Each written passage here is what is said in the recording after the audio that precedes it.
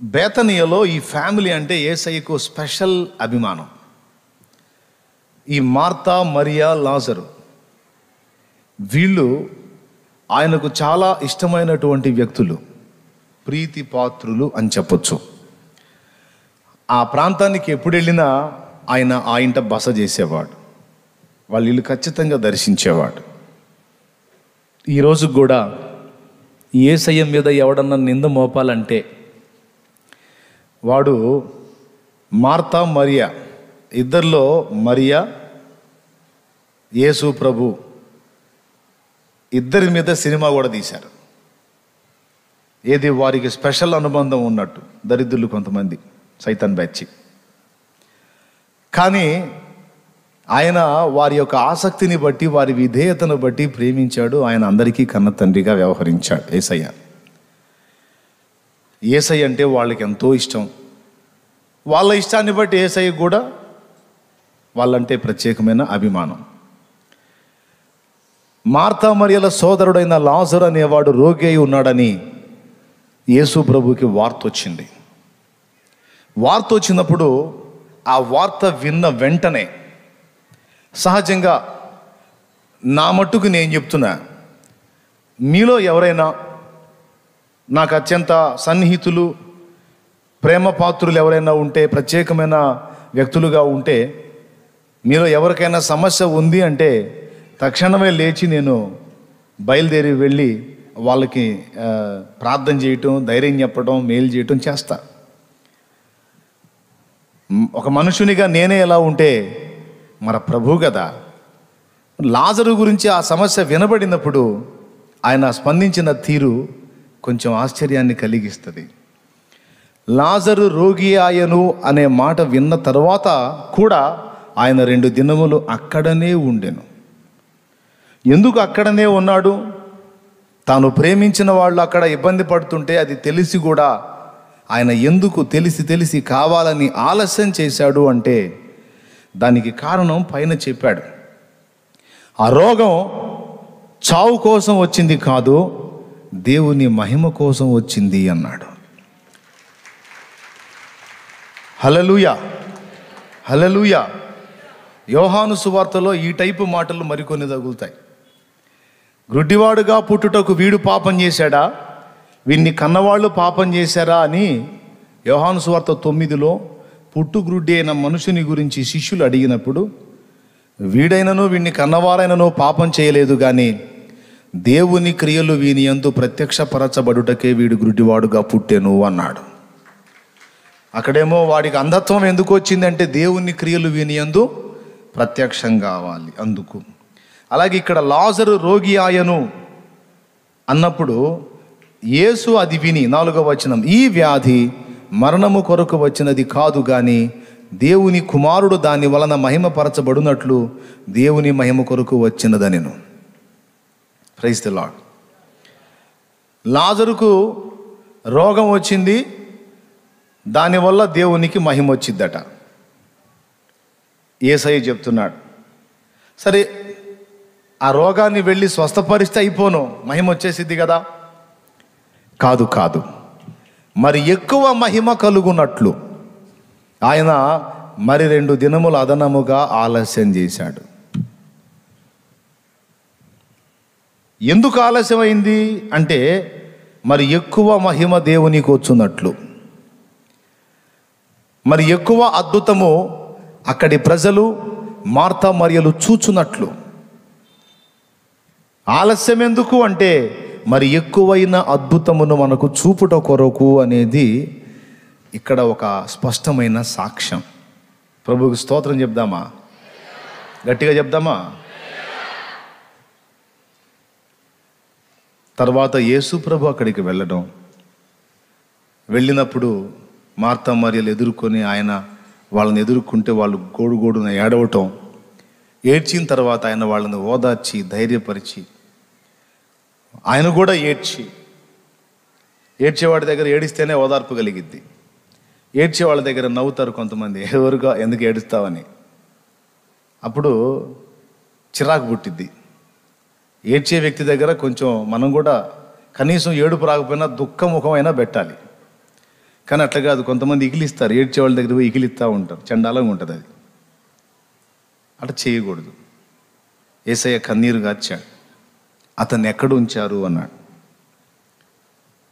ఫలానా దగ్గర ఉంచారు. వెళ్ళాడు. ఆ రాయిని ప్రక్కకు దొర్లించండి. ఒక రాతిని తొలిచి గుహ చేసుకుంటారు అప్పట్లో, శ్మశానం, సమాధి. ఆ రాయిని ప్రక్కకు దొర్లించండి అంటే దొర్లించారు. ఆకాశం వైపు కన్నులెత్తి, తండ్రి, నీవు నా మనవులు ఎల్లప్పుడూ వినుచున్నావని నేను ఎరుగుదును. ఇదిగో నీ క్రియలు ప్రజలు చూచి నిన్ను మహిమపరిచినట్లు ఇదిగో ఈ కార్యమును నెరవేర్చమని చిన్న ప్రార్థన చేసి, లాజరు బయటకు రా అని కేక వేశాడు. అప్పటికి చనిపోయి 3 దినములు దాటిపోయింది లాజరు. చక్కగా లేచి ప్రేత వస్త్రంతో కట్టబడిన లాజరు వచ్చి నిలబడ్డాడు వాకిట్లో. ఆ కట్లు విప్పి అతన్ని పోనీయుడని యేసు చెప్పాడు. అయిపోయింది. ఇది స్టోరీ. ఇక్కడ మన పాయింట్ ఏంటంటే, ఆలస్యం ఎందుకు చేస్తున్నాడు? ఈ ఆలస్యాలు ఒక విషయంలో కాదు, మన జీవితంలో జరగాల్సినటువంటి కార్యాల విషయంలో ఆలస్యం, రాకడ విషయంలో ఆలస్యం, తప్పు చేసిన వాడికి పనిష్మెంట్ వచ్చే విషయంలో ఆలస్యం, మనం చేసిన ప్రార్థనలకు జవాబు వచ్చే విషయంలో ఆలస్యం, మన కుటుంబంలో జరగవలసినటువంటి తంతుల విషయంలో ఆలస్యం, మన సమస్యల పరిష్కారానికి ఆలస్యం. ఆధ్యాత్మికంగా కొన్ని ఆలస్యాలు, భౌతికంగా కొన్ని ఆలస్యాలు ఎందుకు చేస్తున్నాడో అర్థం కాదు. కానీ ఒక్కటి నిజం, ఆయన ఏ విషయంలో ఆలస్యం చేసినా ఆలోచించే ఆలస్యం చేశాడు, కానీ అనవసరంగా ఆయన ఆలస్యం చేసేవాడు కాడు. ఇప్పుడు లాజరు రోగి అయి ఉన్నాడు అని కబురు పెట్టారు. కబురు పెట్టి వాళ్ళేం ఆశించారంటే వెంటనే వచ్చి ముట్టేసేస్తాడు, బాగుపడిపోతాడు మా తమ్ముడు అని వాళ్ళు అనుకున్నారు. కానీ రాలా. చచ్చిపోయిన దాకా ఉన్నాడు. చచ్చిపోయి రోజులు గడిచినా కూడా ఉన్నాడు. 3 రోజులు గడిచిన తర్వాత పోయాడు. ఏమయ్యా, బతికున్నప్పుడు తెలియదా నీకు? ప్రాణం ఉన్నప్పుడే నీకు సమాచారం వస్తే చచ్చినాకు వస్తా. వాళ్ళని బాధపడనిచ్చాడు, వాళ్ళని దుఃఖపడనిచ్చాడు, తన సహోదరుని మరణాన్ని వాళ్ళు చూడనిచ్చాడు, ఆయన్ని సణుక్కొనిచ్చాడు. మరి అంతేగా, విషయం తెలిసి కూడా రాకపోతే బాధ కదా, సణుక్కుని ఉండొచ్చు. అన్నీ చేయనిచ్చాడు వాళ్ళని. తర్వాత పోయి నిలబడ్డాడు. ఇక్కడ మనం గుర్తించాల్సిన విషయం ఏంటంటే, కొన్ని ప్రత్యేకమైన కారణాలను బట్టి దేవుడు మన జీవితంలో జరగవలసిన కొన్ని కార్యాలను ఆపుతూ ఉంటాడు. నిన్ను ఏడవనిస్తాడు, దుఃఖపడనిస్తాడు, నిరీక్షణ కోల్పోయిన పరిస్థితుల్లోకి వెళ్ళిపోవడానికి అనుమతించినట్టుగానే కనబడతాడు. కానీ అంతా అయిపోయింది అనుకున్న క్షణాన అద్భుతంగా ప్రత్యక్షమై ఏమీ కాలేదు, ఇదిగో ఇప్పుడే స్టార్ట్ అయింది అన్నట్టు మొదలు పెడతాడు. ఈ ఫస్ట్ మాటలో మీరు గ్రహించాల్సిన విషయం ఏంటంటే, ప్రభువు చెయ్యి దాటిపోయేది ఏది ఉండదు. నీ చెయ్యి దాటిపోవచ్చేమో ఏదైనా, ఏ విషయమైనా, కానీ ఆయన చెయ్యి ఏది దాటిపోదు. ఆ విషయంలో నీకు చింత అవసరం లేదు. ప్రైజ్ ది లార్డ్, హల్లెలూయా. అంటే అక్కడ కార్యం ఏంటంటే, రోగముతో ఉన్నప్పుడు స్వస్థపరచడమే కాదు, తండ్రి చిత్తం అయితే చచ్చిన తర్వాత కూడా నేను తిరిగి బ్రతికించగల సమర్థుడను. ప్రియులారా, షడ్రకు మేషకు అబేద్నెగోలను అగ్నిగుండంలో వెయ్యకుండానే ఆపగలడు. రాజు బుర్ర కొంచెం లూజ్ చేసి వాళ్ళ అగ్నిగుండంలో వేయబడకుండా ఆపొచ్చు, కానీ దానివల్ల బబులోనులో దేవునికి మహిమ వచ్చిద్దా? రాదు. ఏమొచ్చింది మరి? ఆ రాజు ఫస్ట్ వేసేయమన్నాడు, తర్వాత ఏదో మనసు మార్చుకున్నాడు, పాపం వాళ్ళని వేయకుండా కాపాడాడు, రాజు ఎంత గొప్పోడో అనుకుంటారు. అప్పుడు మహిమ ఎవరికి వచ్చింది? రైట్, దేవునికి రాదు, తన దాసులకు రాదు. ఎవరికి వచ్చింది అంటే రాజుకు వచ్చింది. కోపంతో అగ్నిగుండంలో వేయమన్నాడు, మళ్ళా జాలిపడి పోనీలే అని వదిలేశాడు. అని రాజుకు వచ్చిద్ది. అందుకే వాని ఆజ్ఞ ప్రకారం రాజు బుద్ధి చూపించడానికి 7 అగ్నిగుండం ఎక్కువయ్యేటట్టు చేశాడు. 7 అగ్నిగుండం ఎక్కువయ్యేటట్టు చేశాడు. వీళ్ళని అగ్నిగుండంలో వేయనిచ్చాడు. అగ్నిలో పడ్డ తర్వాత ఆయన అద్భుతాన్ని మొదలుపెట్టాడు. కొన్నిసార్లు మనం అనుకుంటాం, ఈ పరిస్థితుల్లోకి ఎందుకు రానిచ్చాడు నన్ను, ఇందులోకి రానియక మునిపే నన్ను అడ్డగించవచ్చు కదా. నో, అందులోనికి తీసుకెళ్ళిన తర్వాత కదా ఆయన మహిమ రెట్టింపుగా కనపడేది. ఇప్పుడేం జరిగింది? అగ్ని 7 ఎక్కువైంది. వేసినోళ్ళు, ఈ షడ్రకు మేషకు అబేద్నెగోల్ని విసిరినోళ్ళు ఆన్ ది స్పాట్ కాలిపోయారు. కానీ విసరబడిన వీరు మాత్రం కనీసం వారి వస్త్రాలకు కూడా అగ్ని వాసన లేదు, వారి వెంట్రుకలలో ఒక వెంట్రుక కూడా కాలలేదు. అక్కడ దేవుని మహిమ స్పష్టంగా ప్రత్యక్షమైంది. మామూలు మనుషుల్ని నిలువున క్షణాలలో దహించిన అదే అగ్ని తన దాసులను కనీసం ముట్టనైనా ముట్టలేకపోయింది. ఇది దేవుని కార్యం.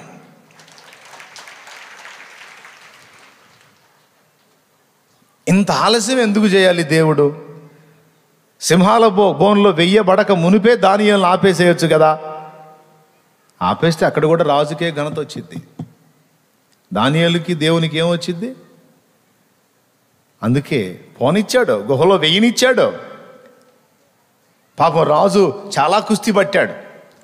ఆ రాజ్యం మొత్తానికి అది వర్తించింది, కానీ దానియేలు విషయంలో మాత్రం నేను దాన్ని వర్తింప చేయదలుచుకోలేదు, దానియేలుని నేను వదిలేస్తానంటే వాళ్ళంతా, రాజా ప్రజలకు ఒక న్యాయం, నీకు ఇష్టమైన వాడికి ఒక న్యాయమా?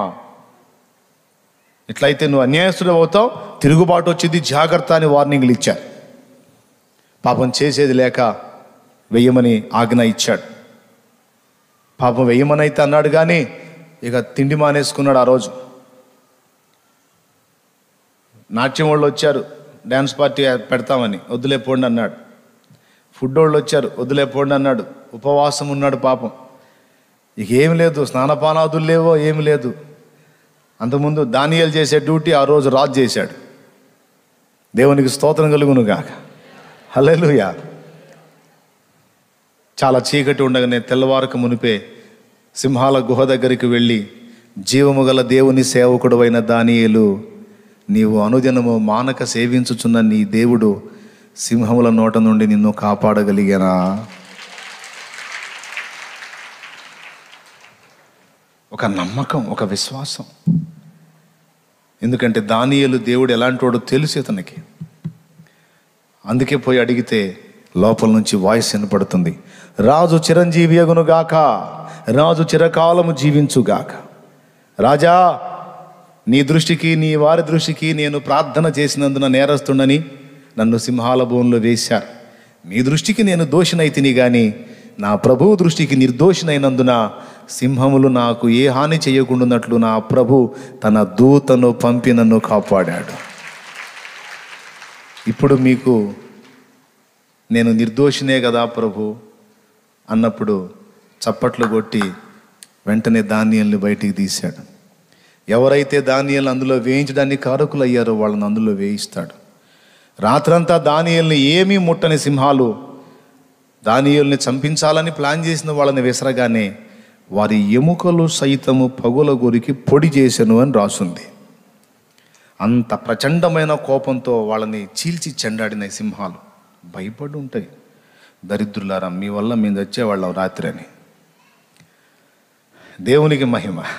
హల్లెలూయా. ఇక్కడ గమనించాల్సింది ఏంటంటే, సింహాల బోన్లో వేయకుండా, సింహాల గుహలో వేయబడక మునిపే దేవుడు ఆపగలడు. కానీ అక్కడ కొంతమంది ప్రత్యక్షత కోల్పోతారు. ముఖ్యంగా దానియేలుకు ప్రత్యక్షత లాస్ అవుతుంది, ప్రజలకు సాక్ష్యం పోతుంది. అందుకే ఆలస్యం ఎందుకు? మన జీవితంలో కార్యాలు మనం ఒక పక్క యాతన పడుతున్నాం, దుఃఖపడుతున్నాం, ఏడుస్తున్నాం, మొత్తుకుంటున్నాం, బాయ్ అల్లాడిపోతున్నాం, అయినా పట్టించుకోనట్టే ఉన్నాడు, అయినా ఏమి బాధ్యత లేనట్టే ఉన్నాడు.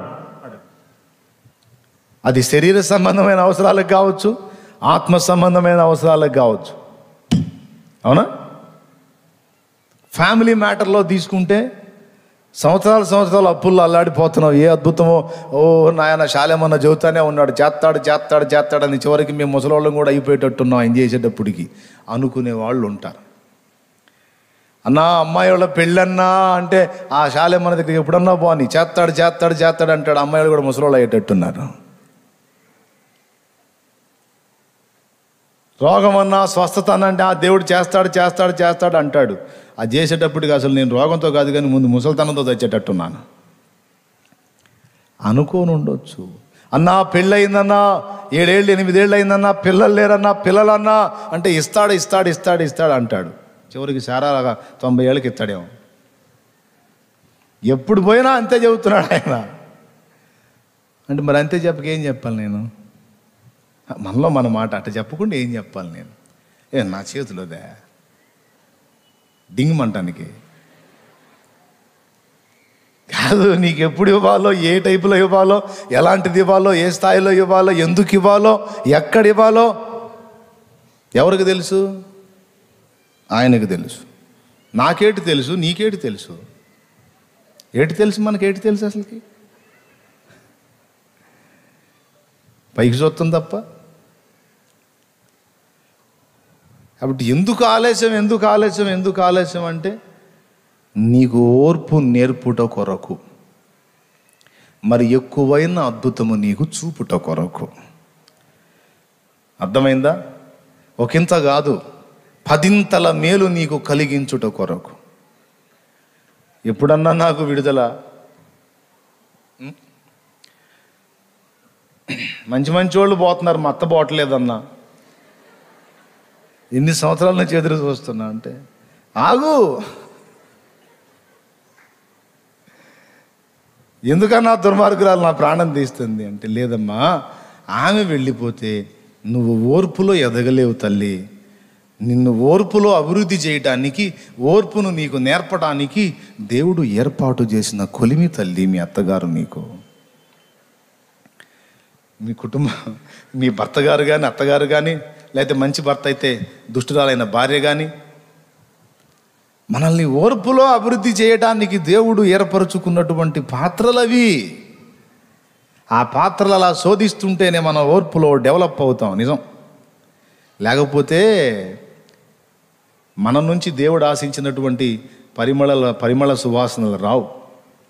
అవి రావాలంటే ఈ బ్యాచ్ ఉండాలి మనకి. ఎటో పక్క నుంచి, ఇంటి పక్కోళ్ళో, ఇంటి వెనకోళ్ళో, ఇంట్లో వాళ్ళో, ఏమండి సొంతోళ్ళో బయటోళ్ళో ఎవరో ఒకళ్ళు గద్దిస్తూనే ఉండాలి. లేకపోతే మన ఓర్పులో ఎదగలేం. కొంతమంది వచ్చి అడుగుతారన్న, నాకు బాగా ఓర్పు కోసం ప్రార్థన చేయన్న అని. ఒకసారి ఒక పాస్టర్ గారి దగ్గరికి ఒక యవనస్తుడు పోయి, అయ్యగారు నాకు బాగా ఓర్పు రావాలని ప్రార్థన చేయండి అంటే, నెత్తి మీద చేయబెట్టి, ప్రేమగల పరిశుద్ధ ప్రభువా యేసు నామములో ఈ బిడ్డ అగచాట్ల పాలగును గాక అన్నాడు. ఆడు గతుక్కుమని, ఏందయ్య గారు అంత మాట అనేసారు బాబోయ్ అంటే, ఏంటి బాబు నువ్వు అడిగింది అన్న. ఓర్పు అయ్య గారు, ఓర్పు నాకు అభివృద్ధి కావాలని ప్రార్థన చేయమంటే, మరి ఓర్పు అభివృద్ధి కావాలంటే అగచాట్లే రావాలి రబ్బాయి అన్నాడంట. అగచాట్లలోనే కదా ఓర్పు డెవలప్ అయ్యేది. అది యాకోబు రాసిన పత్రిక 1వ అధ్యాయం 1-2 వచనాల్లో ఉంది. నా సహోదరులారా, మీ విశ్వాసమునకు కలుగు పరీక్ష మీలో ఓర్పును పుట్టించుందని ఎరిగి, మీరు నానా విధములైన శోధనలో పడినప్పుడు అది మహా దుఃఖంగా ఎంచుకోమన్నాడా, ఆనందంగా ఎంచుకోమన్నాడా? మహానందమని ఎంచుకొనుడి. మీరు సంపూర్ణులను అనూనాంగులను ఏ విషయంలోనూ కొదువలేని వారునై ఉండునట్లు దేవుడు జోక్యం చేసుకున్నాడు. మనందరికి కూడా దేవుడు బాగా నేర్పాలనుకుంటున్నది ఓర్పే. అందుకే ఒక్కోసారి నా చేత 2 గంటల ప్రసంగం కూడా చేపిస్తాడు. దేవునికి స్తోత్రం. ఏంది ప్రభా శాలేమన్న మారు మనసు పొందడా 2 గంటల ప్రసంగం ఏంది ప్రభా అంటే, మరుసటి వారం ఇంకొక అరగంట పెరిగిద్ది. ఏంది నాయన నాకు ఈ శోధన అని నువ్వు అనుకుంటే, దేవుడు మెల్లని స్వరంతో చూతాడు. ఏమంటే, ఓర్పు నాయన్న, ఓర్పు నేర్పుతున్నాడు నా బిడ్డ, నేర్చుకోండి. సహించటం దేవునికి మహిమ కలుగును గాక. హల్లెలూయా. ఎప్పుడన్నా జరిగేది, ఎప్పుడన్నా దేవుడు చెప్తున్నాడు, కొంచెం ఓర్పుతో ఎదురు చూడు. వాగ్దానమును స్వతంత్రించుకోవడానికి ఓరిమి అవసరమై ఉన్నదన్నాడు హెబ్రీ పత్రికలో. ఒకసారి తీయండి. దేవునికి మహిమ కలుగును గాక. హల్లెలూయా. హెబ్రీ పత్రిక 10వ అధ్యాయం 36వ వచనం చదువు తొందరగా. మీరు దేవుని చిత్తమును నెరవేర్చిన వారై వాగ్దానము పొందు నిమిత్తము మీకు ఓరిమి అవసరమై ఉన్నది. ఓరిమి అంటే ఓర్పేగమ్మా. ఏంది మళ్ళీ ఒకసారి చదువమ్మా. మీరు దేవుని చిత్తమును నెరవేర్చిన వారై, మీరు దేవుని చిత్తం, మీ సొంత చిత్తం కాదు, దేవుని చిత్తమును నెరవేర్చిన వారై వాగ్దానము పొందు నిమిత్తము. అదుగదుగదుగో వాగ్దానం, మీకు ఇచ్చిన వాగ్దానం మీరు స్వతంత్రించుకుని నిమిత్తం మీకు ఓరిమి అవసరమై ఉన్నది. అంతే. దడ పనికి రాదని చెబుతున్నాడు. అది విషయం. ఏది మీరందరూ చెప్పండి, ఏం పనికి రాదు? పెద్దగా చెప్పండి, మీరు దండం పెడతాను. దడ పనికి రాదు, ఓర్మి కావాలి. ఓర్పుతో నిరీక్షణతో ఎదురు చూడాలి. ఓకేనా? రైట్, అయిపోయింది. నీకు దేవుడిచ్చిన ప్రామిస్ నెరవేర్చడానికి ఆలస్యం ఎందుకు అని నువ్వు అనుకుంటే, దేవుడు ఫస్ట్ పాయింట్ చెప్తాడు, నీకు ఓర్పును నేర్పటానికి. రెండవది, నీ నిరీక్షణను పరీక్షించడానికి. ఎంతవరకు నిరీక్షిస్తావో చూద్దాం. అసలు ఎంతకాలం నిరీక్షిస్తావో? ఆ నిరీక్షణ సన్నగిల్లిద్దా, లేకపోతే అలానే ఉంచుకొని ఉంటావా? ఆ నిరీక్షణను పరీక్షించడానికి సుదీర్ఘకాలం నిన్ను ఇబ్బంది కొలిమిలో పరీక్షించాను. ఆయన ఓర్చుకున్నావు, నా కోసం ఎదురు చూసావు తప్ప ఎన్నడూ కూడా అవిశ్వాసివై వ్యవహరించలేదు. నీవు ధన్యుడవు, ఇది మొదలుకొని నేను ఆశీర్వదిస్తానంటాడు ఆయన. నిరాశ వచ్చిద్ది, నిరుత్సాహం వచ్చిద్ది, కృంగుబాటు వచ్చిద్ది, గుండెదడ పెరిగిపోతూ ఉంటుంది. లక్ష్య పెట్టకూడదు. ఏం దేవుడు ఉన్నాడు. తగిన కాలమందు ఆయన మిమ్మును హెచ్చించున్నట్లు. పేతురు రాసిన మొదటి పత్రిక అదేదో అధ్యాయం అదేదో వచ్చినో ఎన్నిసార్లు చూపించానో అది నేను.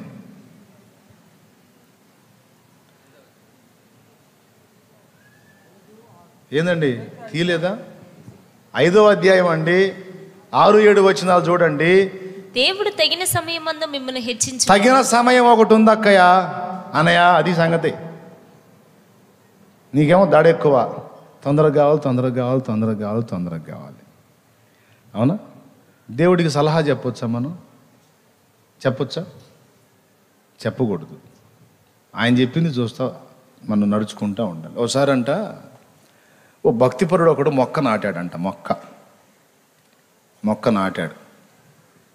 నాటి ప్రార్థన చేస్తున్నాడంట, ప్రభువా మొక్క నాటాను ఆయన, అది బ్రతకాలంటే దానికి ఇప్పుడు నీళ్లు కావాలి ప్రభువా, వాన కురిపించు తండ్రి అన్నాడంట. సరే, వాన కురిపించాడు. మొక్కకు కావలసిన నీళ్ళు వచ్చినాయి. అయినా దానిలో మార్పు రాలా. ప్రభువా ఇదేందో మార్పు రావట్లేదు నాయన. సరే, అచ్చంగా నీళ్ళే ఉంటే ఎట్లా ప్రభువా, దానికి ఎండ కాపించు ప్రభువా అన్న. సూర్యరశ్మి కూడా కావాలి.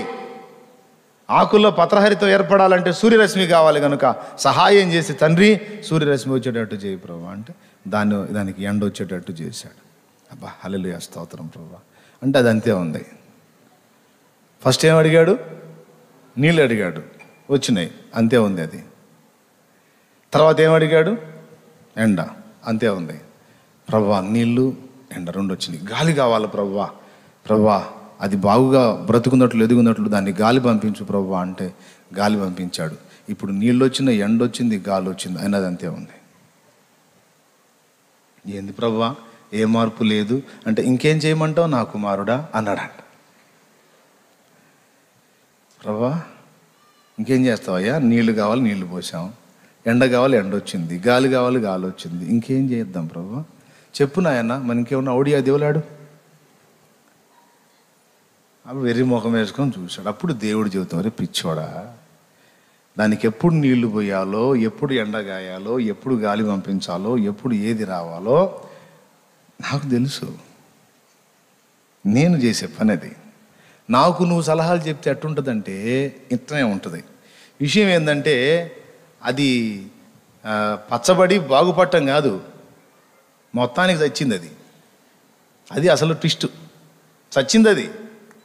ఎందుకు చచ్చను అని అడిగాడు. అప్పుడు దేవుడు చెప్పాడు, తమరి సలహా వలన చచ్చను. దేవునికి స్తోత్రం, హల్లెలూయా. ఎందుకు చచ్చను? తమరి సలహా వలన చచ్చను. ఎందుకు ఇచ్చావురా పిచ్చి సలహాలన్నీ? అంటే నీ తెలివి ఏంటంటే నీళ్లు పోస్తే చాలు, గాలి వస్తే చాలు, ఎండ కాస్తే చాలు, వచ్చేసిద్ది అది. అంతేనా? ఇంకా నా పనే లేదా? దేవుడికి సలహాలు ఇవ్వకూడదు. చెప్పింది వినాలి నోరు మూసుకొని, ఇచ్చింది తీసుకోవాలి, ఇచ్చేదాకా ఎదురు చూడాలి. నీ హస్తపు నీడకు పరుగెత్తగా నీ శాశ్వత కృపతో నిలిపితివా. నీ హస్తపు నీడకు పరుగెత్తగా నీ శాశ్వత కృపతో నిలిపితివా. నీ సన్నిధిలో దీనుడనై కాచుకొనెదని కృపయన్నడు. నీ సన్నిధిలో దీనుడనై కాచుకొనెదని కృపయన్నడు. యేసయ్యా నీ కృప నన్ను అమరత్వానికే అర్హునిగా మార్చెను. యేసయ్యా నీ కృప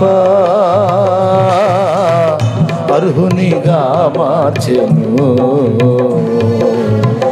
యేసయ్యా నీ కృప,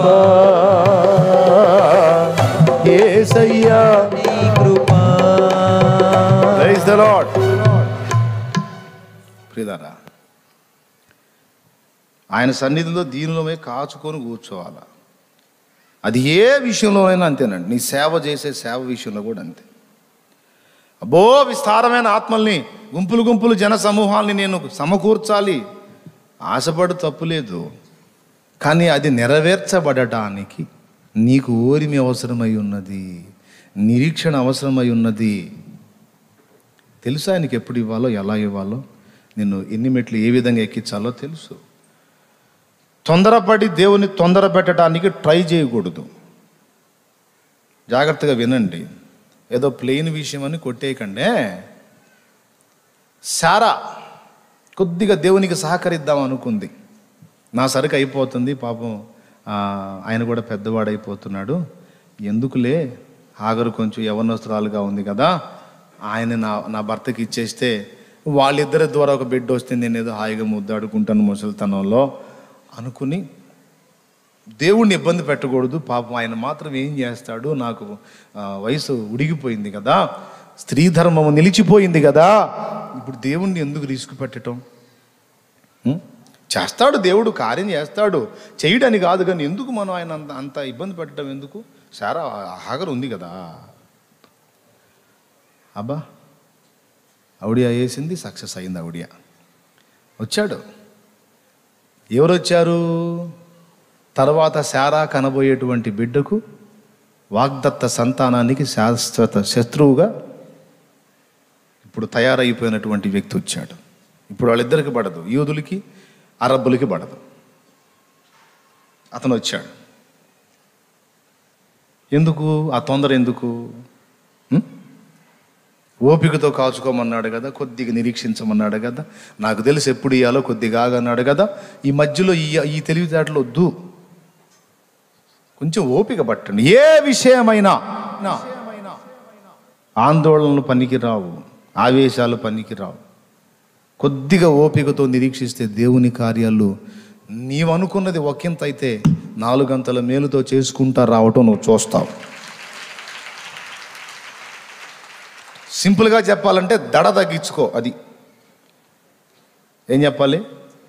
కొంచెం దడ తపన తగ్గించుకో. అది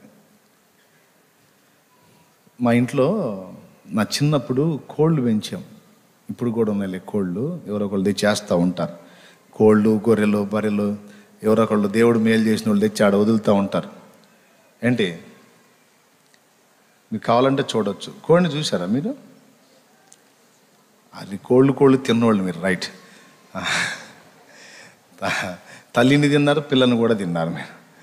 అయితే ఆ గుడ్లు పొదగేసినప్పుడు 21 రోజుకి పిల్లలు చేస్తుంది. ఒకసారి ఏం జరిగిందంటే ఆ గుడ్లన్నీ పిల్లలు వచ్చినాయి, ఒక గుడ్డు మాత్రం పిల్ల ఇంకా రాలా. నేను తపనగా ఏం చేశాను తెలుసా? టపా పాపం పిల్ల రాలేకపోతుంది అని నేను ఫీల్ అయ్యి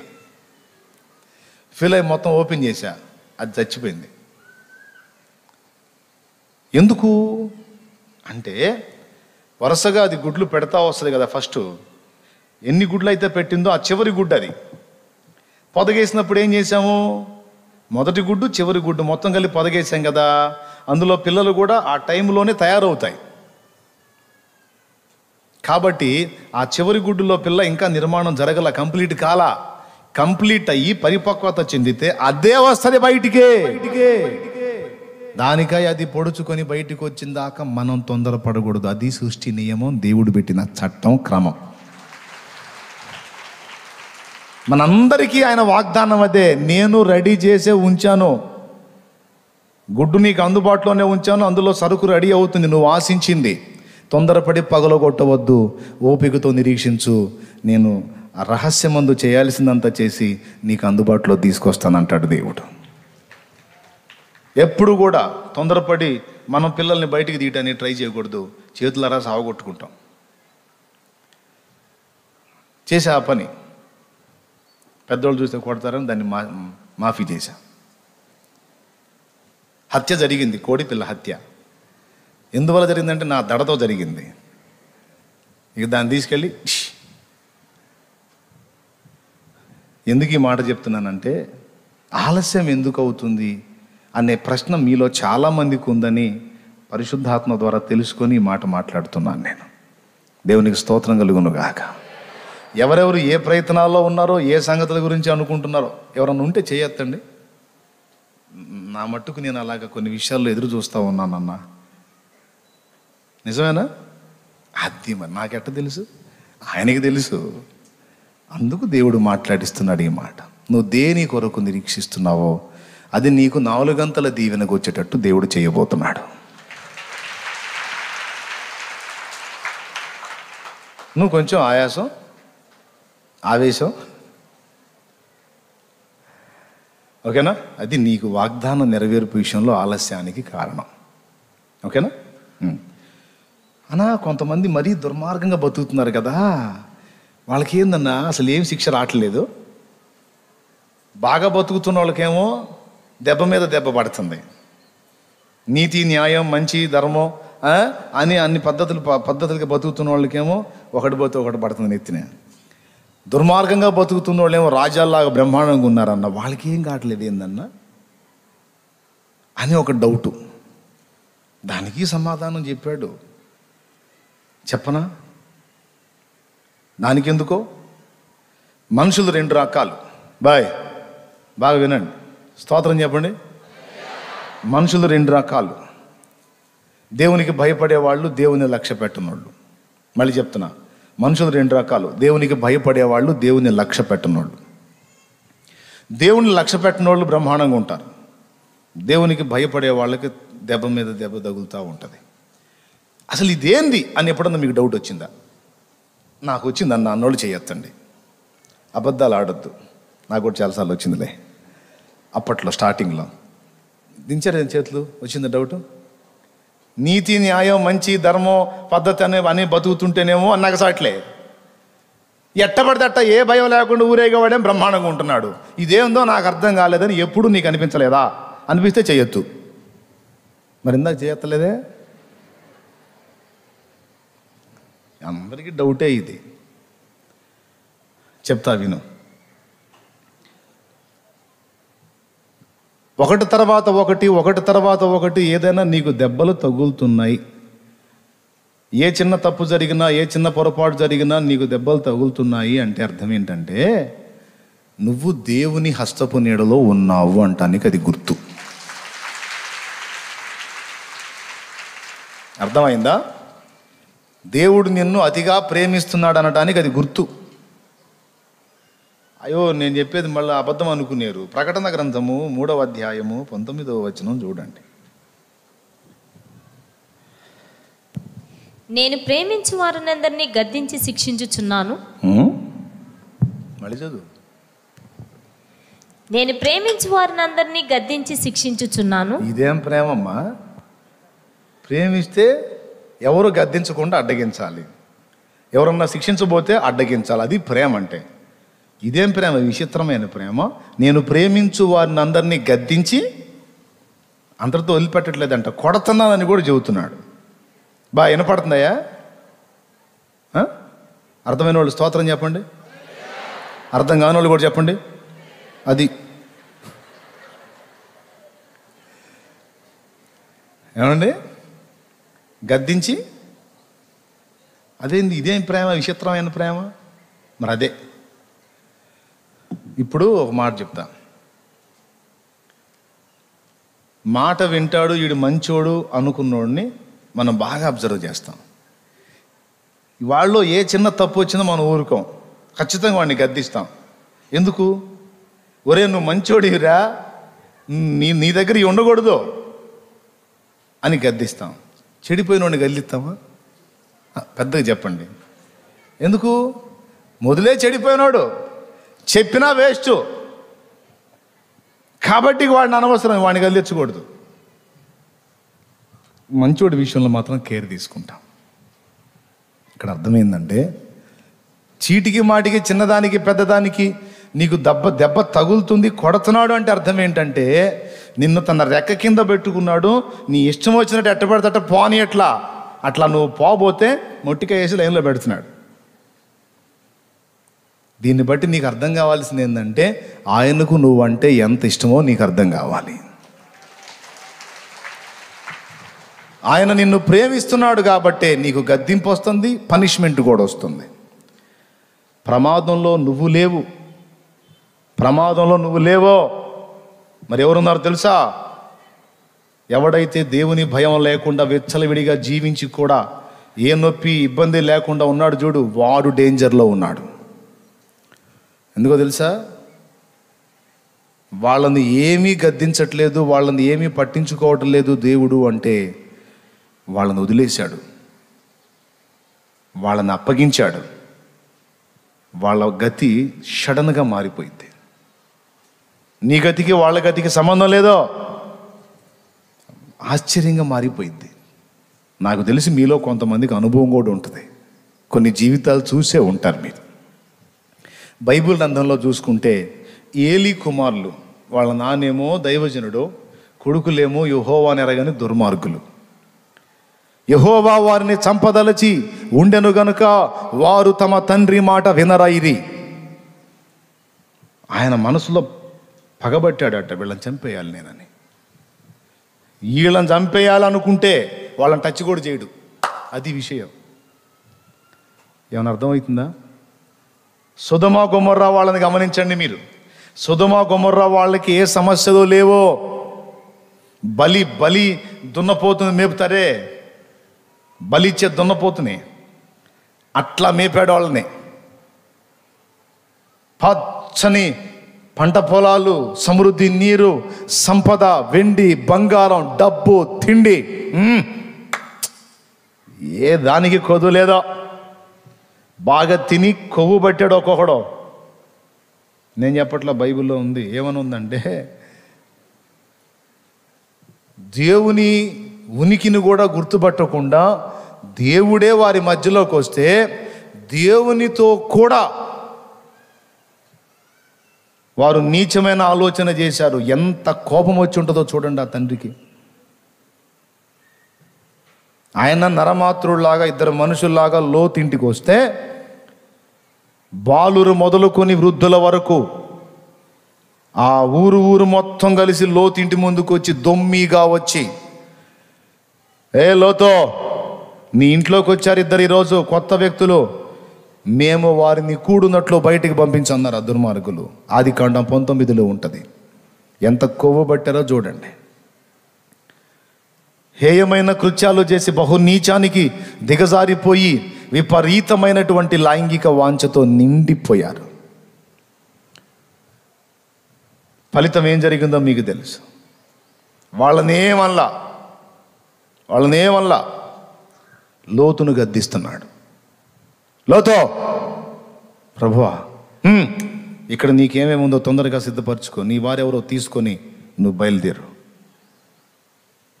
నాకు వచ్చిన మొర్ర చొప్పున వాళ్ళు సంపూర్ణంగా చేశారో లేదో టెస్ట్ చేద్దామని వచ్చాను. అబ్బో, పండు బాగా పాకానికి వచ్చింది.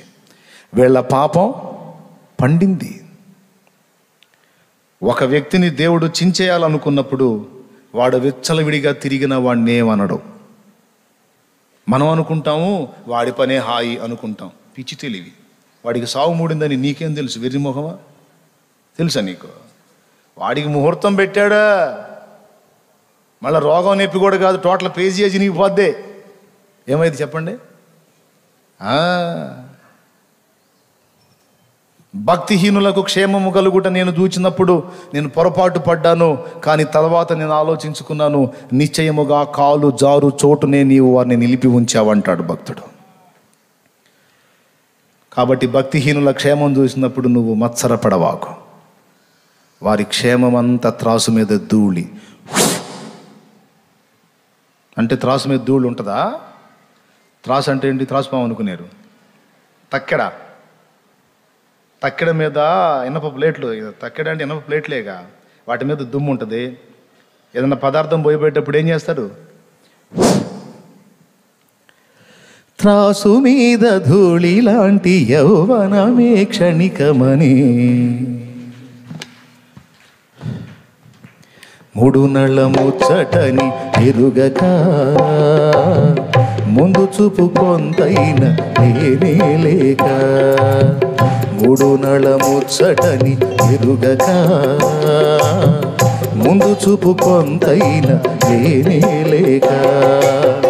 అంతా వ్యర్థమని అర్థం కాక, అంతా వ్యర్థమని అర్థం కాక, సంతలో వెదకులాటలెందుకే నీటి మీద బుడగా.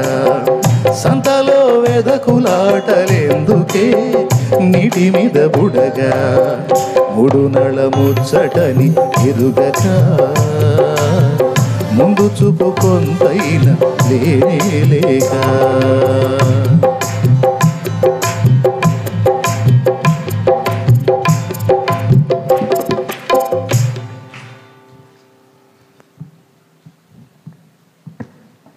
భక్తిహీనుల క్షేమాన్ని చూసి ఏదో అనుకోకు. భక్తుడివై ఉన్న నీవు బాధలు పడుతున్నందుకు అదేదో అనుకోకు. నీకు ఇది కరెక్ట్, వాడికి అది కరెక్ట్. వాడు పొందుతున్న సుఖాలు క్షేమం వాడికి శాశ్వతం కాదు. దేవుని రెక్కల నీడలో ఉండి నువ్వు తింటున్న దెబ్బలు నీకు శాశ్వతం కాదు. అర్థమైందా? ఒకరోజు వస్తుంది, ఈ పరిస్థితులన్నీ మారిపోయి నువ్వు ఆశీర్వాదకరంగా మారుతావు. వాడు ఎదుర్కొంటున్న పరిస్థితులు, ఆనందకరమైన పరిస్థితులన్నీ మారిపోయాక చట్లోకి వాడు ప్రవేశిస్తాడు. వాళ్ళలాగా కావాలా నీకు, లేకపోతే దేవుడు చెప్పిన పద్ధతిలోనే కావాలా? వాళ్ళ లైఫ్ కావాలంటే చెప్పు, ఇప్పుడే ప్రార్థన చేస్తా. చేయమంటారా? తన్నులే కావాలా లేకపోతే బన్నులు కావాలా? తన్నులేనా? రంగు రంగుల లోకపు పొంగులెన్ను చూసి, రంగు రంగుల లోకపు పొంగులెన్ను చూసి, చెంగు చెంగున నీవు పరుగెత్తనేలని. రంగు రంగుల లోకపు పొంగులెన్ను చూసి, చెంగు చెంగున నీవు పరుగెత్తనేలని. అందము మాయా, సౌందర్యము వ్యర్థమని.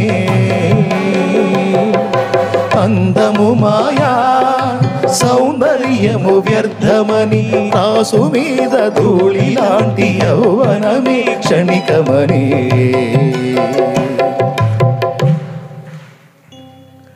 త్రాసు మీద ధూళి లాంటి యౌవనమే క్షణికమని.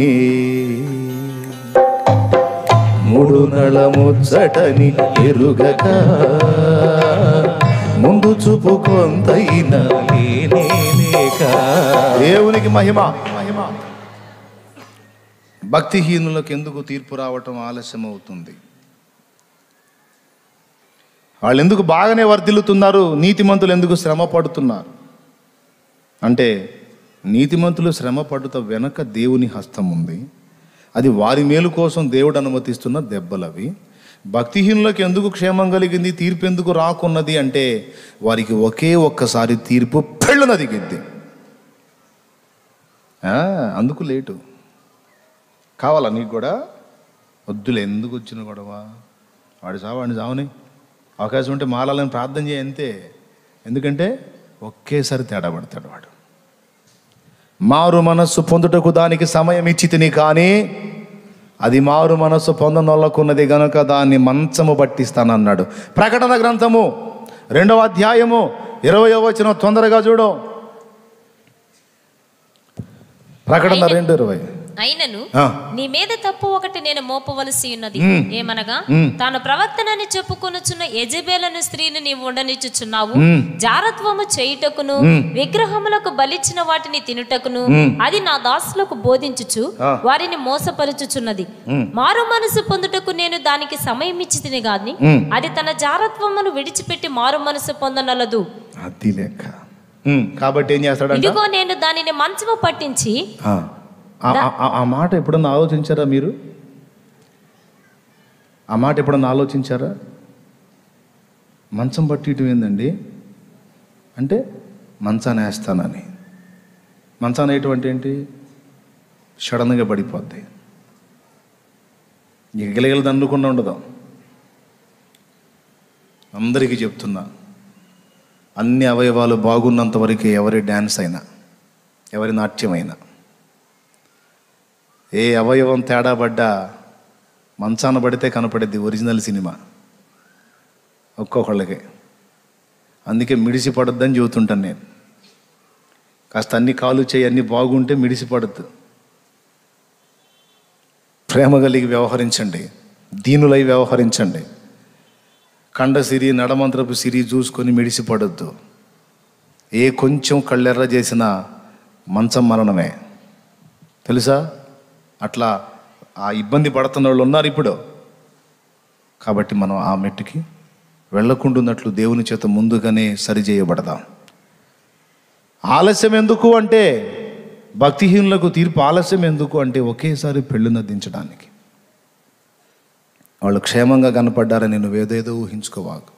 కొంతమంది అంటారు, కడుపులో మండిపోయింది నా దగ్గరకు వచ్చి అంటారు, అన్యులకి బాగా ఉద్యోగం వస్తుందన్న, అన్యులు బాగా వాళ్ళ పని బాగుంది. నిన్న కూడా ఓ పిచ్చితల్లి అంటుంది, నా కోపం రాలేదు కానీ పాపం జాలి కలిగింది. నిన్న ఒక చెల్లి అంటుంది, అన్యులు మా దగ్గర ఉన్నారు, వాళ్ళకి బాగానే సంబంధాలు వచ్చినాయి, వాళ్ళ లైఫ్ బాగానే ఉంది, వాళ్ళకి ఉద్యోగస్తులు అని అంట. నాకు బాధ కలిగింది. అరే పిచ్చిదాన్న, నువ్వేమిటమ్మా నువ్వు వింటున్నావు వాక్యం అంటే? అంతర్లీనంగా ఉన్న అభిప్రాయం ఏంటంటే, వాళ్ళు అన్యులు వ్యర్థమైన దానిలో ఉన్నారు, వాళ్ళు బాగానే ఉన్నారు, వాళ్ళకి అన్నీ అనుకునే జరుగుతున్నాయి, నాకెందుకు జరగట్లా అంటే వెలిచూపులు చూసుకుంటుంది పిచ్చి తల్లి. ఉద్యోగస్తులు దొరికారు, లేకపోతే మంచిగా వాళ్ళకి ఉద్యోగాలు వచ్చినాయి, లేకపోతే వాళ్ళు అట్లున్నారు ఇట్లున్నారని. నేను ఒక్క మాట చెప్పనా, వెలిచూపులకు వాళ్ళు ఏదో కళ్ళకళ్ళలాడుతున్నట్టు కనపడితే అది నిజమని భ్రమపడకండి. మళ్ళీ చెప్తున్నా, అది నిజమని భ్రమపడి మోసపోకండి. సమాధానకర్త యేసు. యేసు ఉండని ఆ ఇంట సమాధానం ఏ పక్క నుంచి వచ్చిద్దమ్మా? కోట్ల డబ్బుంటే వచ్చిద్దా? పెద్ద ఉద్యోగాలు ఉంటే వచ్చిద్దా? అష్టైశ్వర్యాలుంటే వచ్చిద్దా? ఇవన్నీ ఎన్నున్నా సమాధానకర్తయగు యేసు ఆ ఇంట లేనప్పుడు అది శాపగ్రస్తమే. వాళ్ళు చూపించే కళలన్నీ కహానీలే, వాళ్ళ పెదాల మీద కనపడే నవ్వంతా నాటకమే. మళ్ళీ చెప్పేదా? సరిపోయిద్దా? ఎందుకు 2 సార్లు టైం వేస్ట్? మరి ఎక్కడ ఉంటుంది ఒరిజినల్? వాడు పచ్చడి వేసుకొని తినేవాడైనా, కనీసం రేకులు ఆకులు కూడా లేకుండా ఒట్టి గుడారం వేసుకున్నవాడైనా, వాడు దేవుని సంబంధి అయితే, దేవుడు ఆ గుడారంలో ఉంటే పెద్ద పెద్ద రాజకోట లాంటి బిల్డింగుల్లో లేని సమాధానం ఈ గుడారంలో ఉంటుంది. అన్యజనులు నీ ముందేదో కళకళలాడుతున్నట్టు కనపడితే భ్రమపడిపోయి ఆ ఇశ్రాయేలీయులు కానీ వారి దేవుడు గొప్ప, మన దేవుడైన యెహోవా శక్తిహీనుడు అని ఆలోచించినట్టు పిచ్చి ఆలోచనలు ఎవరు చేయొద్దు. పరీక్షిస్తాడు, ఆ మైండ్ కూడా మన దగ్గర వచ్చిద్దేమో అని చాలా నిశితంగా పరీక్ష చేసుకుంటాడు.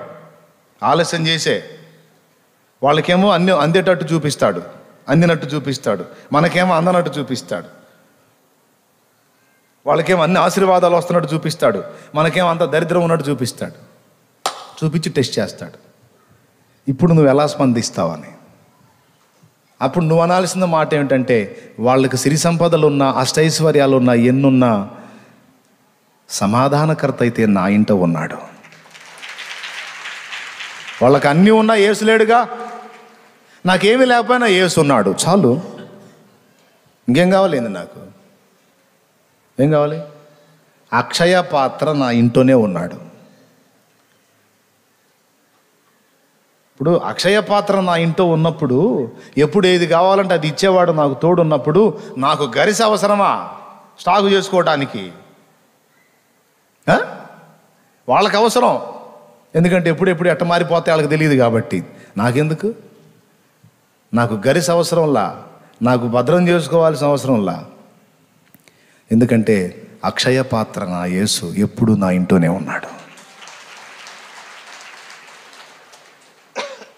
తప్పకుండా నాకు అక్కరగానున్న ప్రతిదీ అయ్యా నేను ఆయనకి వెళ్ళి అడిగితే చాలు పంపిస్తాడు. కంటతడి బెట్టనిస్తాడా నన్ను? నా కళ్ళల్లో చెమ్మ చూస్తేనే చాలు వెంటనే స్పందిస్తాడు. వాళ్ళకి వారి ధనమే ప్రాపకము, నాకు నా యేసు ప్రాపకం. చెప్పండి, వాళ్ళ హాయా మనం హాయా? గట్టిగా చెప్పండి. మరి ఏముంది వాళ్ళదంతా? వాళ్ళ నవ్వు నాటకమే, వాళ్ళ ఆనందం నాటకమే, వాళ్ళ వైభోగం అంతా బుస్సే. ఫీల్ కాకండి, అబ్బా ఎంత వైభోగం ఎంత భోగం అని. ఏముండదాడా? పెళ్ళిళ్ళు చేస్తారు 3-4 రోజులు వైభవాతి వైభవంగా. 3వ రోజు చూస్తే ఆకులు చెత్తా చెదారం తప్ప ఏం ఉండదు అక్కడ. నేను అనుకుంటా, అబ్బా ఎంత వైభవంగా పెళ్లి చేశారా, ఏం మిగిలిందిరా ఇక్కడ? ఏం మిగలలేదు కదరా, ఇదే కదరా మీ వైభవం అంతా అనుకుంటాను నేను, నవ్వుకుంటాను నేను. కానీ యేసును కలిగిన వాడు వైభవాతి వైభవంగా కనపడకపోయినా, దరిద్రుడిలాగా సామాన్యుడిలా కనపడ్డా, వాడికున్న సమాధానం అన్యుడికి ఎక్కడి నుంచి వచ్చిందండి? అసంభవం అది. కాబట్టి నేను అందుకే చెప్తున్నా, అన్యుల్ని చూసి ఎప్పుడు మనసులో కూడా అనుకోవద్దు, వాళ్ళు అంత బాగుంటున్నారు, వాళ్ళు అనుకున్నవన్నీ జరుగుతున్నాయి అని ఆలోచన నీకు వచ్చిందా, పరీక్షలో నువ్వు ఫెయిల్. నీ మనస్సులో కూడా రాకూడదు. చెప్పు ఒకసారి, తలంపుల్లో కూడా రాకూడదు ఆ మాట. ఏడిశారు అనే మాటే. ఎందుకంటే వాళ్ళు ఎన్ని తీసుకొచ్చి ఎన్ని కలిగి ఉండి, వాళ్ళ బిల్డింగులు, అపార్ట్మెంట్లు, పొలాలు, ఉద్యోగాలు, వెండి బంగారం, డబ్బు, వాళ్ళకున్న కులగోత్రాలు, వాళ్ళ సంతాన సంపద మొత్తం తీసుకొచ్చి త్రాసులో లేక తక్కెడలో ఓ పక్కన పెట్టి, ఓ పక్కన యేసును కూర్చోబెడదాం. తూగుతాయా యేసుకి? చెప్పండి ఒక మాట, తూగుతాయా? యేసయ్య ఒక దగ్గర కూర్చుంటాడు, ఒక పక్కన కూర్చుంటాడు. ఆయన తెచ్చి పెడదాం. తేల్చేస్తాయా యేసయ్యని? లేపేస్తాయా యేసయ్యని? అరే, ఈ ప్రపంచం మొత్తాన్ని తెచ్చి ఆ త్రాసులో పెట్టినా కూడా యేసును కనీసం అణువు అంతా కూడా గదిలించలేవాయి. యేసు ఎక్కడా, ఇవన్నీ ఎక్కడా? కాబట్టి ఎప్పుడు మీరు అలా ఫీల్ అవ్వద్దు, ఓకేనా? నా దగ్గరకు వచ్చి మర్చిపోయి అంటారు, మర్చిపోతారు, నాకేమో ఇబ్బంది కలుగుతూ ఉంటుంది. ఆ మాట చెవులు వినపడితేనే ఎంతో అసహ్యంగా అనిపిస్తుంది నా మనసుకి. అన్యులు బాగున్నారు అన్న మాట నాకు వినబడితే అసలు వీళ్ళకి ఏమీ అర్థం కాలేదు, అసలు సబ్జెక్టే అర్థం కాలేదు, తిక్కలోళ్ళు అనిపిస్తుంది నాకు. వినపడకూడదు నాకు ఆ మాట, ఒప్పుకోను నేను. మీకు ఎంతమందికి అర్థమైందండి? బుర్ర బాగా తింటున్నానా? తింటున్నానా? దేవునికి మహిమ. ముగిస్తున్నాళ్ళే. ఏదో ఫ్యామిలీ మ్యాటర్ లాగా ఫ్రీగా మాట్లాడుకుంటున్నాం అంతే, ఏదో ప్రసంగంలాగా కాదు. రాకడెందుకు ఆలస్యం అవుతుంది అంటే పేతురులో చెప్పాడు, అంతటా అందరూ మారు మనసు పొంది రక్షణ పొందాలని ఆ మహారాజు ఆలస్యం చేస్తున్నాడు, లేకపోతే ఎప్పుడో వస్తాడు. అపహాసకులు బయలుదేరి వచ్చి ఏదో ఆయన రాకడా, ఏదో ఆయన వస్తాడని తెగ చెబుతున్నారు. నేను చిన్నప్పటి నుంచి చెబుతున్నారులే, ఆయన వచ్చింది లేదు, వీళ్ళు పోయింది లేదు. ఎందుకు ఆగాడో ఈ మాట అనేవాడికి తెలియదు. ఈ దరిద్రుడి కోసమే ఆగింది. ఆ మాట పలికే దరిద్రుడి కోసమే ఆగింది. ఆ దరిద్రుడికి ఆ సంగతి తెలియదు. దరిద్రుడు కదా, శాపగ్రస్తుడు కదా. ఈ శాపంలోంచి దరిద్రంలోంచి బయటికి తీసుకొద్దాం అని ఆలస్యం చేస్తున్నాడన్న సంగతి ఈ దరిద్రుడికి అర్థం కాదు. రటకారాలు మాత్రం బాగా చేస్తాడు, అదే పెద్ద పాండిత్యం లాగా. కాబట్టి ఆయన రాకడ విషయంలోనైనా, మన వాగ్దానాల నెరవేర్పు విషయంలోనైనా, భక్తిహీనుల తీర్పు విషయంలోనైనా ఆలస్యం జరిగితే దానికి లాజిక్ ఇది. ఎంతమందికి అర్థమైందండి? లాజరు దగ్గర ఆలస్యం ఎందుకు చేశాడంటే రెట్టింపు అద్భుతాన్ని చూపటానికి. అంతవరకు పాత నిబంధనలో ఏలియా ఎలీషాలు కూడా చచ్చిపోయిన వాళ్ళని లేపారు, కానీ స్పాట్. కానీ లాజరు విషయం ఒక మహా అద్భుతం. అంతవరకు పాత నిబంధనలో ఎన్నడూ కనివిని ఎరగని అద్భుతం. 4 రోజుల తరువాత లేపటం చచ్చిపోయిన వ్యక్తిని. దేవునికి స్తోత్రం కలుగును గాక. అవునా? అంతకుముందు ఎవరన్నా ఉన్నారా? యేసయ్య చేసిందే. ఆలస్యం, అలక్ష్యం అన్నాను. కొన్నిసార్లు మనం మొత్తుకొని అడుగుతానే ఉంటాం, పట్టించుకోనట్టు ఉంటాడు. ఇందాక చెప్పిన అంశంలోనే ఇది కూడా వచ్చింది. విననట్టే ఉంటాడు. కనాను స్త్రీ ఒకతే వచ్చి ఆయన మార్గమున పోవచ్చుండగా, ప్రభువా నా కుమార్తె చావు బ్రతుకుల్లో ఉంది, కాపాడవా అంటే లక్ష్యం చేయలా, అలక్ష్యం చేశాడు ఆమెని. అంటే పట్టించుకోకుండా వెళ్ళిపోతున్నాడు. అలక్ష్యము అంటే పట్టించుకొనకపోవుట, లక్ష్యం ఉంచుట అంటే పట్టించుకొనుట, అలక్ష్యం అంటే లెక్క చేయకపోవడం. వెళ్ళిపోతున్నాడు. వెంటబడింది, ఇంకా పెద్దగా అరవటం మొదలుపెట్టింది. శిష్యులు ఏందిరా ఈమె గోల అని, ప్రభువా ఈమె ఎవరు అల్లాడిస్తుంది, కొంచెం ఆ సంగతి ఏందో చూడరాదా అన్నారు. ఆయన వైపు తిరిగి, ఏమ్మా నా కుమార్తె దురాత్మ చేత పీడించబడి చావు బ్రతుకుల్లో ఉంది, ప్రభువా నువ్వు బ్రతికించవా అని అడుగుద్ది. పిల్లల రొట్టె ముక్కలు తీసి కుక్క పిల్లలకు వేయటం యుక్తము కాదంటాడు. ఆ మాటతో తృణీకరించాడు ఆమెని. తెలుసా మీకు, ఆమె కనానీయులలో కనాను స్త్రీ అన్నారు కదా. ఏ వంశస్థురాలు? సురోఫెనికయ వంశస్థురాలు. అంటే వాళ్ళ ఫీల్డ్లో ఆమె ఒక రేంజ్ పర్సన్, ఒక రాచ వంశం అన్నమాట. అలాంటి మనిషిని పట్టుకొని కుక్క పిల్ల అన్నాడు. పిల్లల రొట్టె ముక్కలు తీసి కుక్క పిల్లలకు వేయటం యుక్తము కాదు అంటే, నీ కుమార్తెను బాగు చేయమంటున్నావు కదా, అంటే మీరందరూ కుక్క పిల్లలు. కుక్క పిల్లలు అంటే ఏమన్నా మర్యాద ఉంటుందా? ఇప్పుడు మీరు నా దగ్గరకు వచ్చి అన్నా ప్రార్థన చేయన్నా నా కోసం అంటే, పిల్లల రొట్టె ముక్కలు తీసి కుక్క పిల్లలకు వేయటం యుక్తం కాదన్నాను అనుకో, ఏంది నేను కుక్కనా? మాటలు మర్యాద కదా అని, ఏదో సేవకుడు అని చెప్పి వాళ్ళు జీవితం వచ్చాను, మామూలుగా ఉండదు, నీకు పగిలిపోద్ది అంటారనరా. కుక్క అంటే ఎవరు పడతారండి? కానీ డైరెక్ట్గా ముఖం మీద అన్నాడు. ఆమె కేకను అలక్ష్యం చేశాడు, ఆమె ముఖం మీద ఆమెను తృణీకరించాడు. ఆమె ఏమందో తెలుసా? ఏం ఫీల్ కాల, అయ్యా కుక్క పిల్లలు కూడా పిల్లలు తిన్న తర్వాత మిగిలిన మొక్కలేగా తినేది, లేకపోతే మరి అయ్యట్ట బతకాలి, అట్టనే అనుకో. ఇప్పుడు నా పిల్ల కుక్క పిల్ల అయితే ముందు నేను తల్లి కుక్కను కావాలిగా, నేను కుక్కనే నా పిల్ల కుక్క పిల్లే అనుకో, పర్వాలేదు. ఏదో వాళ్ళకి చేసే కార్యాలు ఏదో ఒకటి ఇసిరే అన్నట్టు అడిగాను. అప్పుడు అన్నాడు, అమ్మా అమ్మా నీ విశ్వాసం గొప్పదన్నాడు. దేవునికి స్తోత్రం కలుగును గాక. విశ్వాసములో ఈ 2 విషయాలు కూడా ప్రస్తావించాడు. ఒకటి ఏంటంటే ఆమె విశ్వాసం పరీక్షించడానికి అలక్ష్యం చేశాడు. వెంటాడుతుంది, కేకలేస్తుంది, ఏమీ పట్టనట్టు సాగి ముందుకెళ్ళిపోతున్నాడు. అలక్ష్యం చేశాడు. అంటే పిలుపు కొనసాగించిద్దా? ఆ పోనీలే, ఆయన అంతసేటు పిలుస్తుంటే పట్టించుకోకుండా పోతుంటే ఒక్కోసారి కొంతమంది అలిగిపోతుంటారు ఇక్కడికి వచ్చి. నాకు అన్నీ కనపడుతూనే ఉంటాయి, అలిగిపోతుంటారు. ఏందన్నా, ఏంది మీరు పోనీలు, ఏందన్న దగ్గరికి? అమ్మ అన్న ఇప్పుడు దాకా వాక్యం చెప్పిన, ఇప్పుడు అలిసిపోయాడమ్మా, కాస్త పండుకుంటాడు, కాస్త అన్నం తింటాడు, కాస్త రెస్ట్ తీసుకుంటాడమ్మా, మాట్లాడు నేను. మా తెలుసు నువ్వు అందరూ గుంపు పోతారా ఏంది, మేము ఒక్కళ్ళమే పోయి మాట్లాడొచ్చేది, పోనీ అంటారు. మీరేమన్నా అనుకోండి, పోవటానికి వెళ్ళేది. పాండి పాండి, ఏంది ఇంకా పాండి. వారు ఇది ఎక్కడ దాడిరా నాయన. పాపం విజయ్ లేడు, ఈ బాధితుడు విజయ్ సత్తెనపల్లి పోయాడు. అల్లాడిస్తారు. ఇప్పుడు వీళ్ళు పాపం వీళ్ళని కూడా ఆడుకుంటున్నారు. వాళ్ళ ఫీలింగులు తట్టుకోలేరు వీళ్ళు.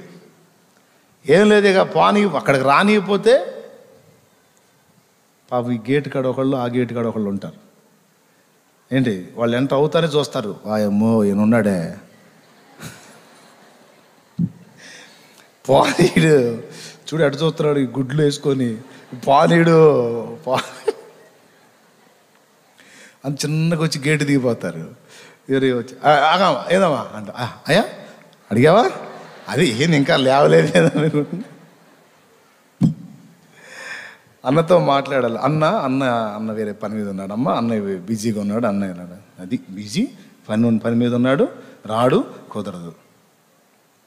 ఏందో కరం బట్టి వచ్చినటువంటి దానికి వస్తే ఎన్ని ఫీలింగులు ఇస్తారు కదా, తప్పులేదు, ఎవరి బాధ వాళ్ళది, ఎవరి ఆనందం వాళ్ళది.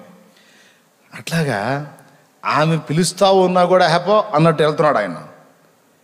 అదే మనమైతే ఆ హ్యాపో అని పోతున్నావే, సరే పో అని మనం ఇటుబడి పోతాం. ఏందమ్మా అంత సైడ్ కేకలేసావు, ఏంది ఆయన ఆకుండా వెళ్తుంటే ఇంకా గట్టిగా కేకలేకుండా ఏంది కేకలేసేది, ఏంది కేకలు, అంత సేటు పిలుస్తుంటే ఆమె తను పట్టించుకోకుండా పోతుంటే చచ్చ వద్దులే పాని, సత్య సచ్చింది బతితే బతికింది, ఆవేశం బ్యాచ్ అంతే అనుకునేది. ఆమె అట్లా అనుకోలే, వదల్లా. ఆయన వెనక్కి తిరిగిన దాకా సౌండ్ పెంచి గందరగోళం చేసి కేకలేసింది. చివరికి ఆగాడు, ఆగి అవమానపరిచినట్టు మాట్లాడాడు.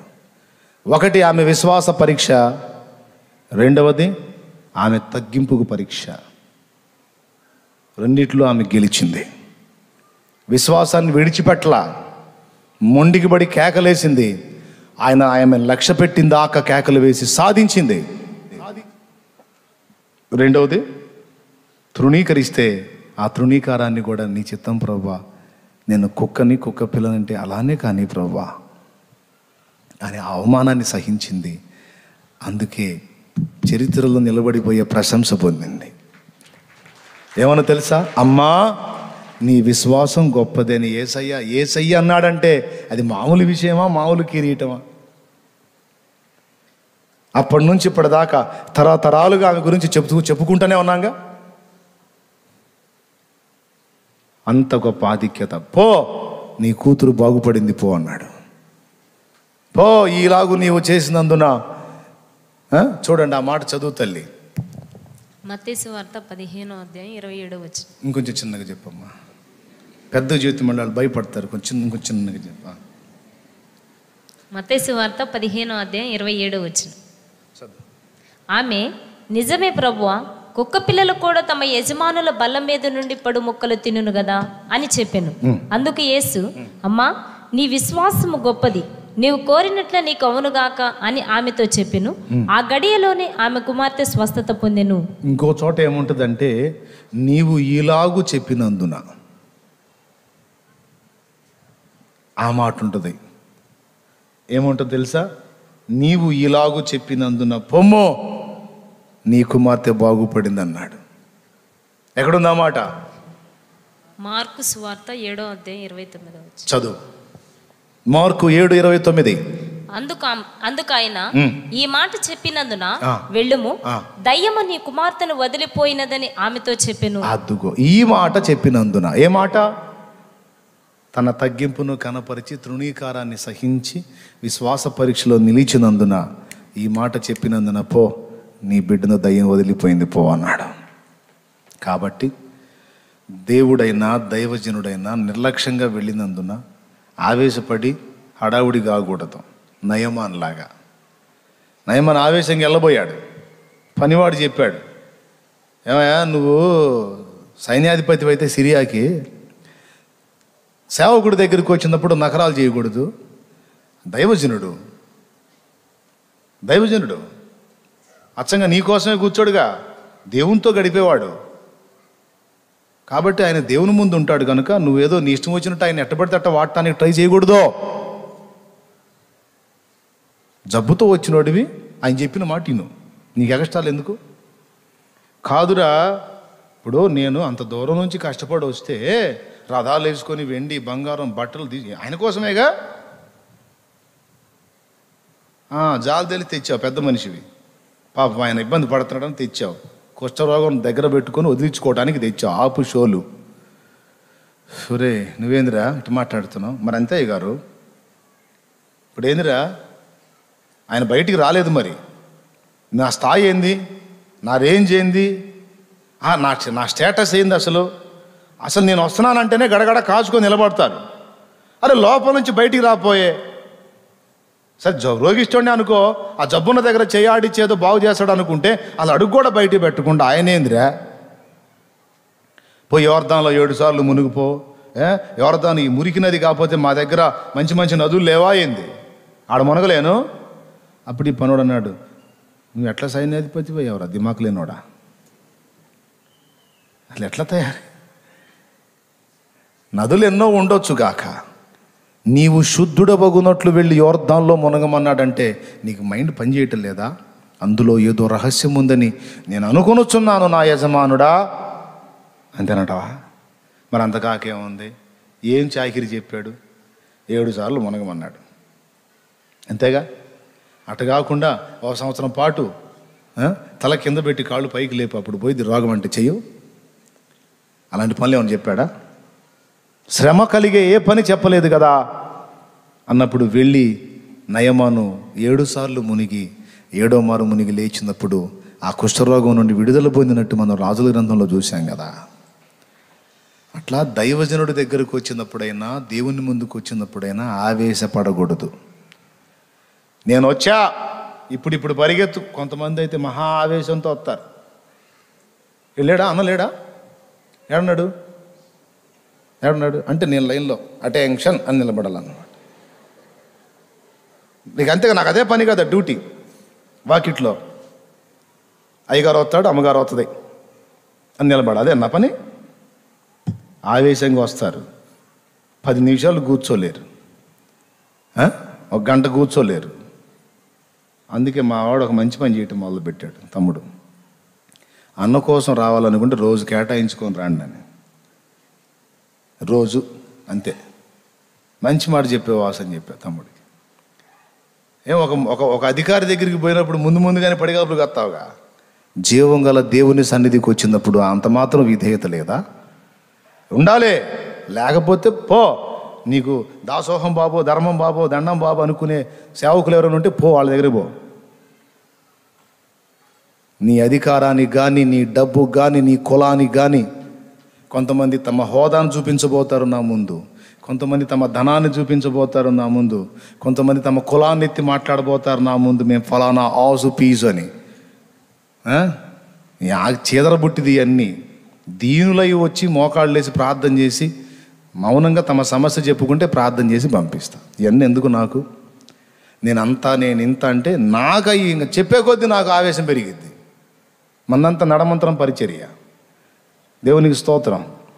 అనవసరంగా చెప్పి నన్ను రెచ్చగొట్టడం తప్ప ఏమీ ఉండదు. కులం చెప్పినా చేదరే నాకు, నేను సౌండ్ అని చెప్పినా చేదరే నాకు, నా స్టేటస్ ఇది అని చెప్పినా చేదరా నాకు. ఇవన్నీ చెప్పకూడదు. సైలెంట్గా వచ్చి నా బాధ ఇది, ప్రార్థన చేయి, అంతే చేస్తా.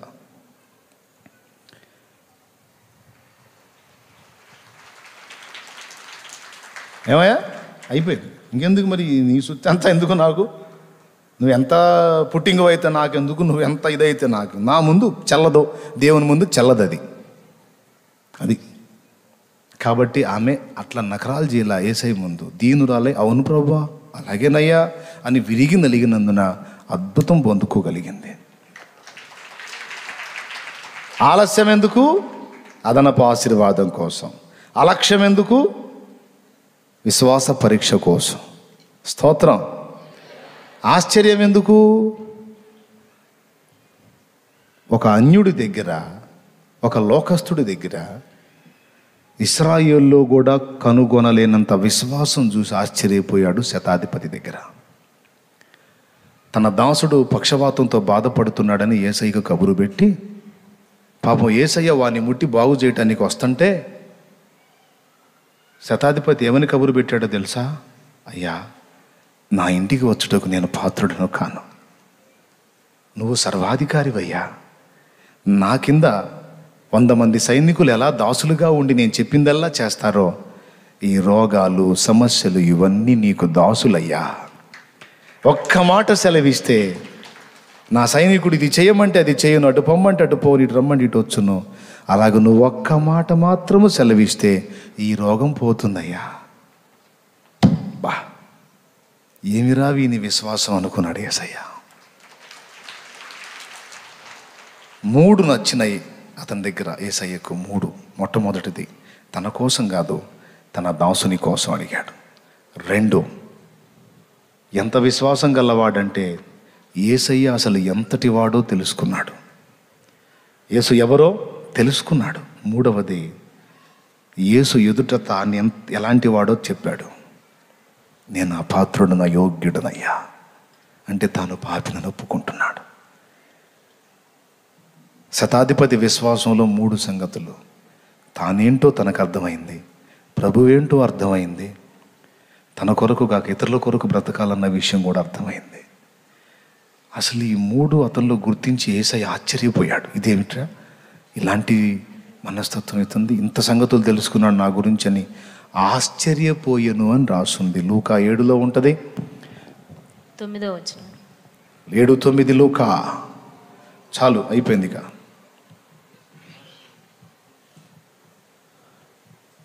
చదవలేదు ఏందమ్మా? యేసు ఈ మాటలు విని ఆశ్చర్యపడి తన వెంట వచ్చుచున్న జన సమూహం వైపు తిరిగి, ఇశ్రాయేలులోనైనను ఇంత గొప్ప విశ్వాసము నేను చూడలేదని మీతో చెప్పుచున్నానా నేను అని ఏం చేశాడు? ఆ దాసుని స్వస్థపరిచాడు. రైట్, అవునా? ఇప్పుడు 3 సందర్భాల్లో అద్భుతం జరిగిందా లేదా? అక్కడ ఆలస్యం, గొప్ప అద్భుతం. ఇక్కడ అలక్ష్యం, అద్భుతం. ఇక్కడ ఆశ్చర్యం, అద్భుతం. ఓకేనా? మనం కూడా ఆ 3 ఘట్టాలని గుర్తుపెట్టుకొని ఆయన ఆలస్యం చేశాడని సణుక్కోకుండా, గొణుక్కోకుండా దీన మనసుతో ఆయన వెంటబడి ఆయన కొరకు కాచుకోవాలి. విశ్వాస పరీక్షలో నెగ్గాలి. ఓరిమితో వాగ్దానాన్ని స్వతంత్రించుకోవాలి. దేవుని ముందు అన్యజనుల దేవతల్ని మెచ్చుకోలుగా ఎన్నడూ మాట్లాడకూడదు. పొరపాటున నీ మనసులో అభిప్రాయం కలిగినా నువ్వు ఫెయిల్ అయినట్టే. ఒకవేళ ఎవరైనా అలా అని ఉంటే క్షమాపణ అడగండి దేవుణ్ణి. ఐఎమ్ వెరీ సారీ దేవా, నన్ను దయచేసి క్షమించు. ఇతరులతో పోల్చి నిన్ను తక్కువ చేసి మాట్లాడాను, ఎంత తప్పు చేశానయ్యా అని ప్రార్థన చేసుకో. ఓకేనా? అద్భుతం ఎప్పుడు జరుగుతుంది? ఓపికతో సహించినప్పుడు. అద్భుతం ఎప్పుడు జరుగుతుంది? విశ్వాస పరీక్షలో నిలిచినప్పుడు. అద్భుతం ఎప్పుడు జరుగుతుందంటే ప్రభు ఆశ్చర్యపోయేంత విశ్వాసం కనపరిచినప్పుడు.